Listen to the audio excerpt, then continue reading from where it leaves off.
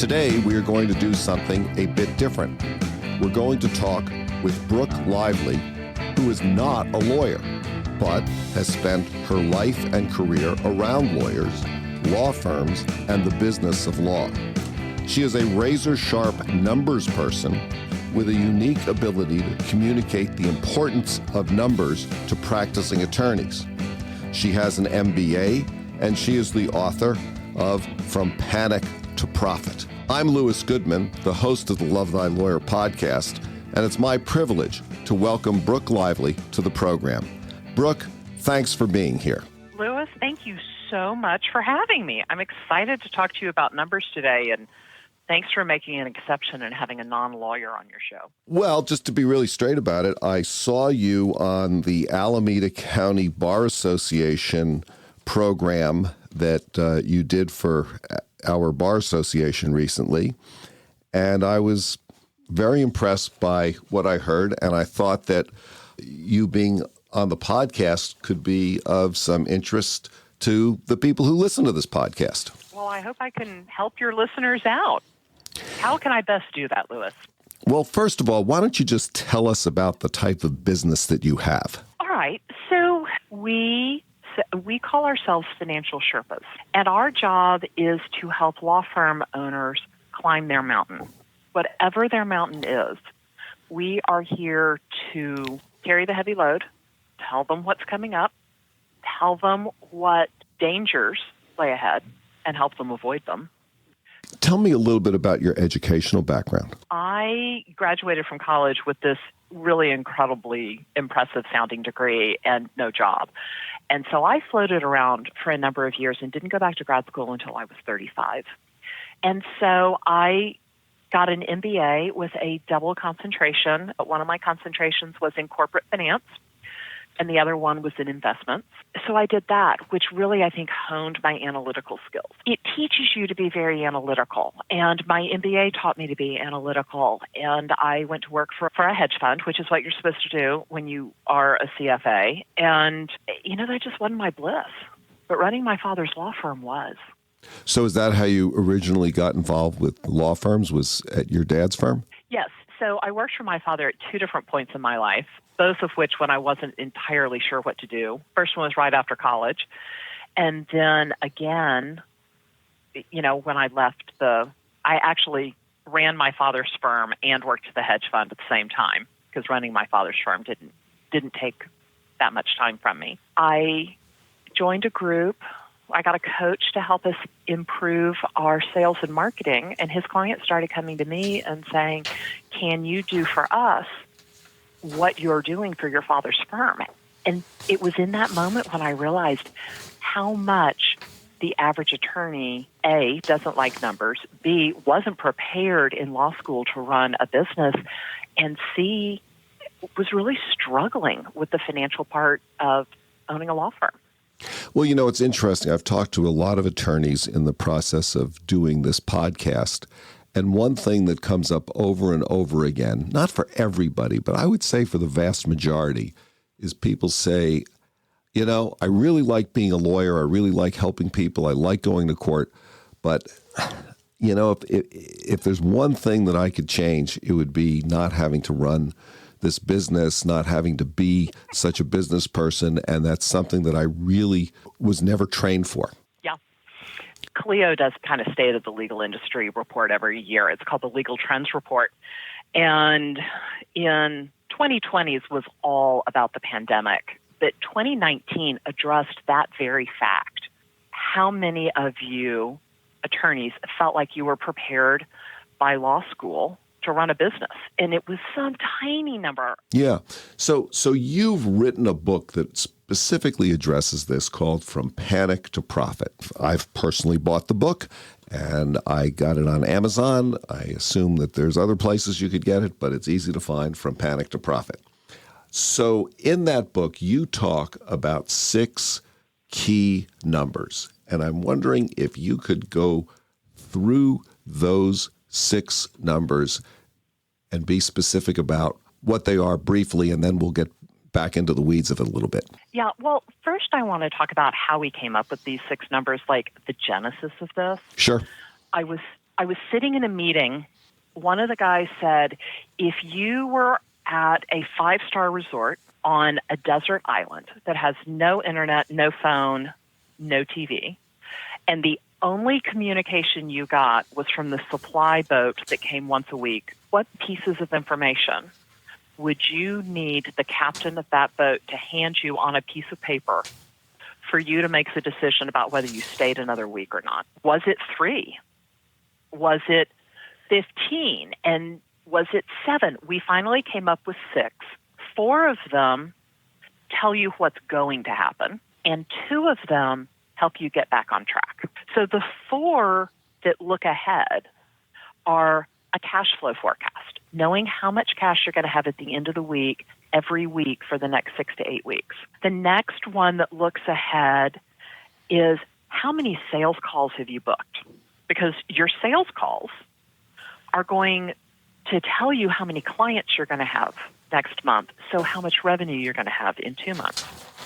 We look at your WIP, your work in progress. This month's WIP is next month's revenue. And the 4th forward-looking one is net new cases, because by looking at how many cases you've opened versus how many cases you've closed, so your net new, that tells you about your staffing. Do you have the right staff? Do you need to hire more? And by looking at the trend of net new cases, when you need to hire who. So it's great information. The 2 that help you get back on track are your budget versus actual report, which comes straight out of QuickBooks. What had you budgeted to do last month, and what did you actually do? Are you on track? Are you ahead or behind? And then the last one, I think the question I get asked more than anything else in this job is, how much should I be spending on? How much should I be spending on my people? How much should I be spending on marketing? How much should I be spending on rent? How much should I be spending on office supplies? I mean, it's an endless list of how much should I be spending on. But I think what people are really asking me is, how much should I be spending on all that? And really, how much should I be taking home? So the last number that we track is owner compensation. Are you being compensated fairly for the work and, more importantly, the risk you are taking on as the owner of the law firm? Okay. So lawyers are trained to look at things in kind of an outline form. So let me just reiterate what I've heard you say, that the 6 key areas are how much cash you actually have on hand in your bank account that's available to spend, as opposed to what it might look like in a bank balance if you pull it up on your phone or your computer, because that doesn't include checks that are already written and out there. Cash is number 1, but here's a critical thing about the cash. I'm not just talking about the cash today. I'm talking about projecting the cash out over the next 6 weeks. Right. But let me just go, if I may, let me just go back to the 6 things. There's the cash, okay, right? There's the marketing, which has to do with what's your rate of return on sales calls, people that telephone in, and then how many of those do you actually sign up that become clients? And then there's some subcategories within that. There's works in progress. What's going on in terms of the way the firm is functioning. The 4th thing is the net new cases. The 5th is your budget versus your actual. And then the last thing, the 6th thing, owner compensation, is the owner compensation. Is how much should I, as the owner of the firm, be able to take home, and therefore, what should I spend on other things? So those are the 6 things: the cash, the marketing, the WIP, the net new cases, the budget versus actual, and how much I should be able to take home. Yeah, and I really like the way you explained it. Cash is cash. We all know that cash is important. When we're looking at marketing and sales, we're looking at how many clients are coming into the firm. When we're looking at WIP, we're looking at how the firm is taking care of those clients that are in the firm. When we look at net new cases at case management, we're looking at our ability to serve those clients that are coming into the firm. And then, we've got the budget versus actual and the owner compensation. So that's a great way to think about it, is what is the flow of client delivery. I'm the primary lawyer here. I have a full-time secretary, paralegal, and our fees in general are, flat fee agreements. And I don't really know exactly what I can expect to happen next month. I have some notion of it because I've been doing this for a long time, but I've never really thought about it specifically in terms of numbers. And I guess you think that there is a way to come up with those numbers. Absolutely. I mean, I get how I know how much cash I have in the bank. That I get. I use something called Quicken. I know, what I can spend and what I can't overspend. To be very frank with you, I have never really tracked the calls that we get in terms of how many of them actually come in and sign up. And I know that the actual number is somewhere around 20%, which seems really low because everybody thinks, oh yeah, I can close, I can get this client. If they call me, I got them. And people will say that their number's a lot higher, but I recognize that the number of about 20% is probably far more accurate. When you're bringing a new client in, the client, it's so funny because people say, did the client say yes or no? Did they sign up or not? And I believe that yes is the last in a whole series of yeses that a potential client has to say. And every time they say a yes or a no, every time they get to that decision point, that gives you information about that stage of your pipeline. Okay, can you be specific about that? I can. Initial contact to qualified. How many of the people contacting your firm are your kind of client? Are they calling you to do a DUI when you are a family law attorney?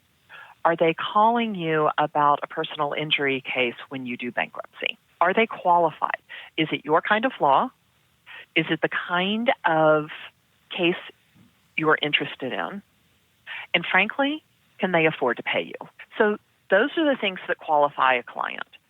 If people are coming to you and they're not qualified, there is a problem somewhere with how you are communicating the message of who you are and who your clients are. If you're getting a lot of non-qualified people from the internet, you need to call, especially if you're doing pay-per-click, you need to call and chew out your PPC person, your pay-per-click guy.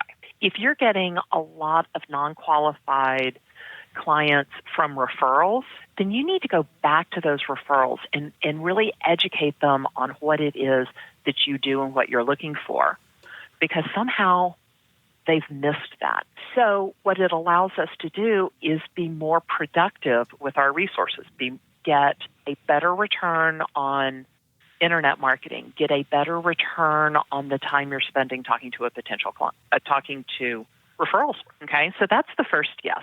The second yes is whether or not they set an appointment with you. So if they don't set an appointment, why not? What was the problem? They're qualified. They have a case. It's the kind of work you do. They need you. They've met your criteria. Why didn't they set an appointment? So do you need to train the person who's answering the phone better? Can they not get in to see you for 3 weeks and they need to see you before that? What's the problem? Why aren't they setting? And 75% of the people who are qualified should set an appointment. And let me go back. I believe that at minimum, 45% of the people that contact your firm should be qualified. Okay? So 45% of the people that call should be qualified. Of those that are qualified, 75% should make an appointment. The next yes is, do they show up for that appointment or not? Do they show up for that sales call? 80% should. If they don't, why not? There's an attorney in Dallas that I love. When you make an appointment with him, you get an email. These are directions if you're coming from the north, from the south, from the east, from the west. This is a picture of where you park. This is a picture of the front door of the building. This is a picture of where the elevators are. This is a picture of our front door. So why aren't people showing up? The next yes is the one that everyone talks about. Are they hiring you? As they're sitting in that room with you, are they saying yes and hiring you and your firm? This is the one that most attorneys, when you ask what an attorney's conversion rate, they say this number. They almost always overshoot it. I think if you're doing 65%, you're doing okay. If your conversion rate in the room is less than 65%, what does that tell you? Do you need to get more training as a salesperson? Do you have somebody doing the sales that frankly isn't a good person to represent your firm? But when you go through all of this, Lewis, you're totally right. 18% is a good conversion rate when you go through all those yeses. Now, in your book, you have some very specific exercises and you have some specific charts and you have some ways that you can download charts that will help attorneys track these numbers. So, I don't think there's any way in the course of a podcast that we're going to be able to really do that, but I do think that it makes sense for anybody who's really interested to invest whatever it is, $15 to buy the book and take a look at this and see if it's something that you think can work. But you are a great believer in having the numbers and actually tracking these numbers because you can really tell something from the numbers. Is that right? Yeah, I think if you are looking at the right numbers, I think you can absolutely predict what's going to happen in your firm next week, next month, next year. I want to just jump ahead to something that interests me, which is how do you figure out, especially if you're a flat fee attorney like I am and many of the people who listen to this podcast are, how do you figure out what you compensate the people who work for you? Oh, that's a fun one.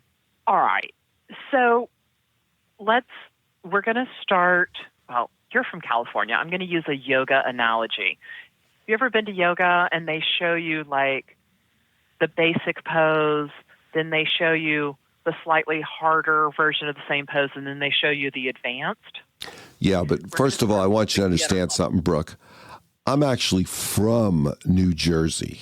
I've lived in California a long time, but I'm willing to go along with the yoga thing if it's important. Go ahead.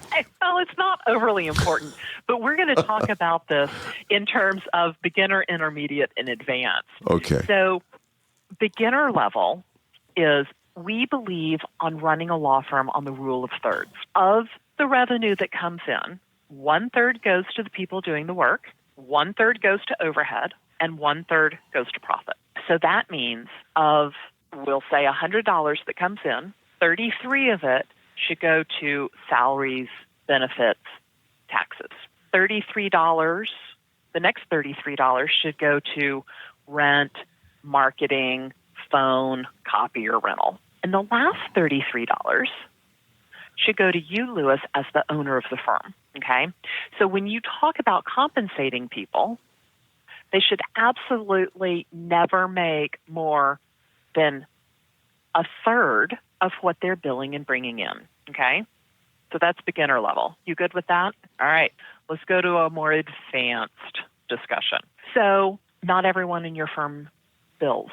Not everyone in your firm bills full-time. So you said you had a secretary/paralegal. How much, does she bill 30 or 40 hours a week? Probably not, right? Because she's also answering the phone and she's going and getting the mail and she's doing some of that stuff that's not billable. So because there are non-billable people on our team, on our staff, in our firms, we want to make sure that the billable people bill and collect enough to cover the non-billable people so we can stay in that 33%. So here's what we say.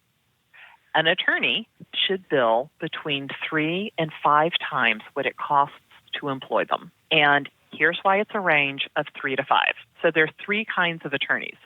They're the finders, the minders, and the grinders, right?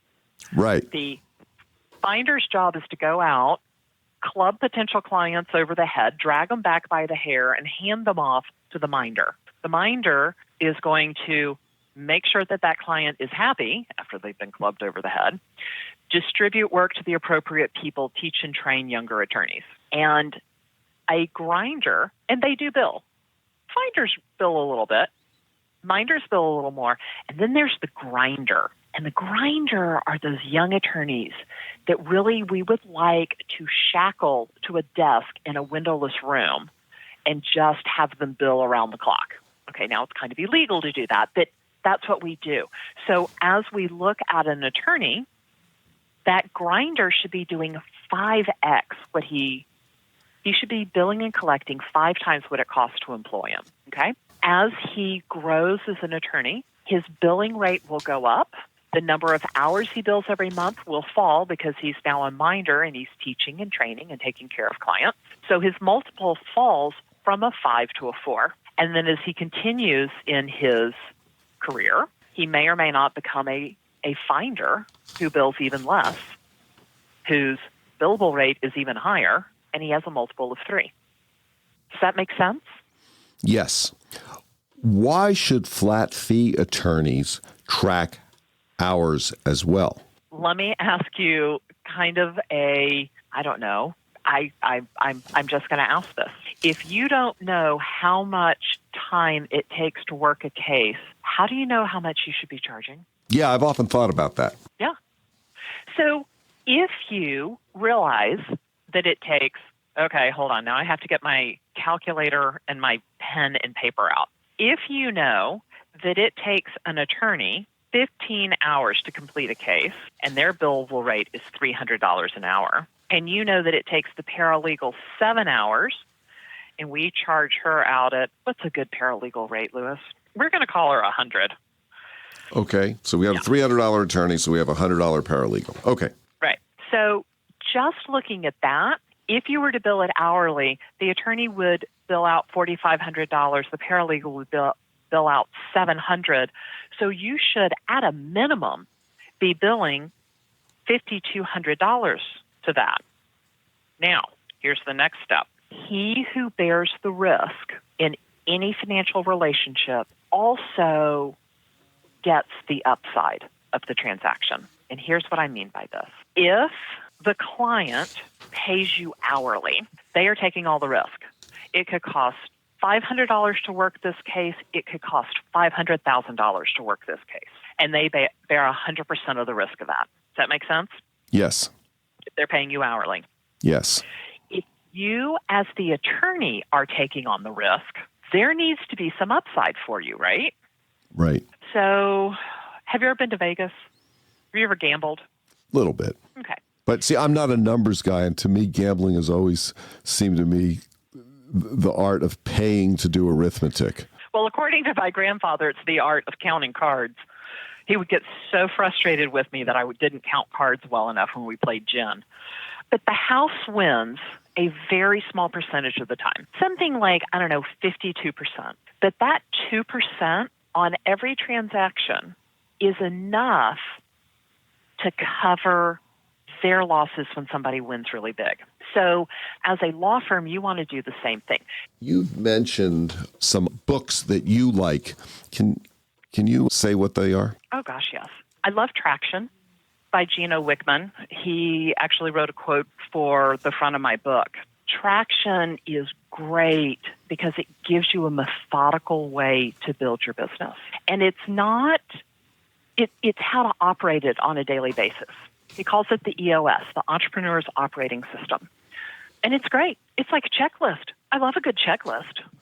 Yeah, you do. They're in my book. The one I really like is Profit First. Have you ever either been on or heard of the podcast, The Law Entrepreneur? Yes, I have. Because what he talks about is, he just starts off and says, when we were in law school, we weren't taught anything about the business of running a law firm. And this is right. a whole podcast that every single week he dedicates to the business aspect of running a law firm. And it's what we are talking about is just the very tip of the iceberg for lawyers who have their own businesses and who run their own businesses, in addition to dealing with clients, going to court, writing motions, understanding the evidence code, all of those kinds of things. And I'll just put in my own little editorial statement here, which is, it is shocking to me that law schools simply spend no time whatsoever preparing young attorneys to go out into the world. I agree with you 100%. What I want to ask you about is how you use your fee agreement, your retainer agreement, in order to maximize getting paid. Because you have said that if you're only collecting, let's say, 75% of the revenue that you've contracted for, it's as if it was a car dealer was giving away one of every 4 cars that they have on their lot. Yeah, and don't you want to be that one person that walks in and gets the free car? Yeah, but I don't want to be the car dealer who gives it away. Exactly. So, yeah, I love this. I love this topic. I'm so passionate about this. We see the average collection rate between 75 and 80%. And it just kills me that you're giving away every 4th car free. So there are 4 real parts to improving your collections. So first, let's realize that your AR, your accounts receivable, which is, and let me define that because some people are like, oh, wait, what is that? Accounts receivable is work you've billed, but no one's paid you yet. So you sent out the invoice and, John Smith has not paid it yet. That situation is created in your sales call. It's created the first time you meet the client. And it's created because you're not setting expectations and you don't have the process to back up those expectations. So here is the expectation. You will pay me every month in full on time. End of conversation. And here's the process of how we're going to do it. First, you are going to accept credit cards, okay? Please don't whine about the 3% fee, because if I'm going to raise your collection rate from 75% to 90%, don't be cheap about that 3%. So take credit cards and have a credit card authorization form that is part of your fee agreement, because this is all part of your fee agreement. Everything we do is going to be in the fee agreement because we're doing what? Setting expectations. So part of the fee agreement says we will send a bill if you do not dispute it within 10 days. We are authorized to charge your card to keep you in compliance with this fee agreement. So that's the first thing. The second thing is you're going to get an initial retainer. And it's not a token initial retainer. It's a real initial retainer, and it's equal to the first 3 months of billing. If you have the average amount that you're going to bill in 3 months sitting in trust, you're covered. Does that make sense? Yes. Okay. The next is having an evergreen retainer. And what an evergreen retainer is 3 months. 3 months, that is the average 3 months in a case. And I often get a lot of pushback here with people saying, wait a minute, the client has already said that they could pay, has already proven that they're not deadbeats and that they're going to pay. Why in the world do we need an evergreen retainer? Okay, here's the thing. People will quit paying you at any time for any reason. And it rarely has anything to do with you as an attorney. So you need, for that same reason, you need a little bit of insurance. And you do that through an evergreen retainer. Now, I said there were 4 parts to this. The 4th part is have a stop work policy. And it doesn't have to be difficult. It doesn't have to be high tech. It just needs to be effective. So look, here's the thing. Every state requires you to have a fee agreement. It is a contract between you and your client.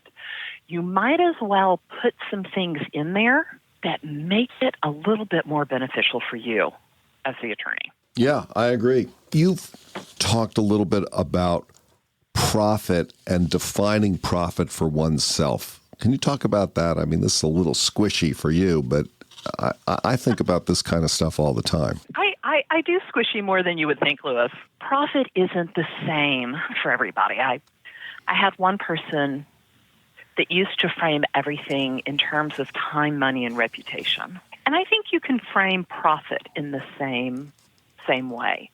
What is it that's important to you? Is profit the money, or is profit something else that's a little squishier? Like the ability, I had a client in Austin. She wanted to go to her children's swim lessons on like Tuesday or Thursday mornings. So we had to help her build a firm where there were enough people that they covered her court appearances on Tuesday and Thursday mornings. And time with her family was a profit source for her. Like that was important. At another client who wanted to set up a national practice, she was also a woman, she wanted to set up a practice doing high-profile divorce cases. And she had a very specific segment of the divorce market in mind. So we had to set up a law firm for her where she was not any part of the sales process because she was constantly traveling to work these cases in other states. She wanted that reputation. She wanted that fulfillment that came from trying these high-profile cases. You need a little bit of all of it, and it's all profit. It's just profit by different names. So what is it? I'm not going to put you on the spot, Lewis, but I'll put all the listeners on the spot. What is it that's important to you to get from your law firm? Oh, yeah, I think that's a great question. I ask myself that all the time, and I mean, I would just say it's an evolving answer. When I started this business, travel is a kind of profit for me. I am happiest when I am sitting on an airplane. Like it is. People talk about having a gratitude practice. Man, I get on a plane and my gratitude is overflowing. I just love that. And when I started this business, my deal was I'm going to work 4 days a week or 3 weeks a month because I'm going to spend time traveling. And I do. And I love that. Let me ask you this, Brooke. You're a numbers person. What if you came into some real money? And by that, I mean $3 or $4 billion. So money just really didn't work into the equation of what you want to do or what you could do. What, if anything, would you do differently in your life? I would probably travel a little bit more. I would have fresh flowers in my house every week. I don't think I would change very much about my company. I certainly wouldn't quit. I get so much satisfaction and intellectual stimulation from what we do. Okay, Brooke, there's so much that we could talk about, but is there any sort of one thing that you think that we really should cover that we haven't covered? I think it's this, and maybe this is not one thing that we haven't covered, but one thing to really kind of sum up what we've talked about. The numbers in your business are not as scary as you think they're going to be. In my experience, this is how it goes with attorneys and their numbers. They are intimidated by them. Sometimes they don't want to look at them because they're afraid of what they're going to look like. But the fact of the matter is, they're not usually as bad as you imagine they are. And if they are, that's okay. At least you can formulate a plan to move forward and improve them. And it's much better if you're the one that reaches out for help than waiting for somebody to come intervene, because usually the people that intervene are the Bar Association, the IRS, your bank. Intervention isn't usually really great when you're an adult owner of a law firm. You want to be a little proactive about that. But really, it is rarely as bad as you think it is. And it's not as scary. And I promise you, Lewis, everyone listening to this is bright enough to grasp a few numbers that will let you put your finger on the pulse of your firm. And more importantly, knowing the pulse of your firm just lets you sleep better at night. Brooke Lively, it's been a pleasure talking to you this afternoon. Thank you so much for joining me here on the Love Thy Lawyer podcast. I appreciate all of your input. Well, thank you so much for having me. It's been fun. And, you know, I'm available. Lewis, if you have questions, if your clients have questions, if your listeners have questions, I'm always here. That's it for today's episode of Love Thy Lawyer. If you enjoyed listening, please share it with a friend and subscribe to the podcast. If you have comments or suggestions, send me an email. I promise I'll respond. Take a look at our website at lovethylawyer.com, where you can find all of our episodes, transcripts, photographs, and information. Thanks as always to my guests who share their wisdom, and to Joel Katz for music, Brian Matheson for technical support, and Tracy Harvey. I'm Louis Goodman.